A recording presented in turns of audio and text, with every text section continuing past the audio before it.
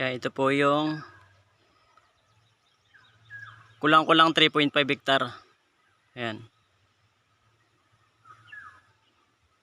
Frontage natin sa Barangay Road ay 100 meters. So marami siyang mga fruit bearing.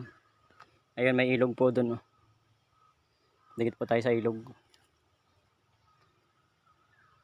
Niyog po natin ay nasa almost mga 500 kapunong niyog. Ayan. Abot po dun. Punta dun. Ayan. Dito.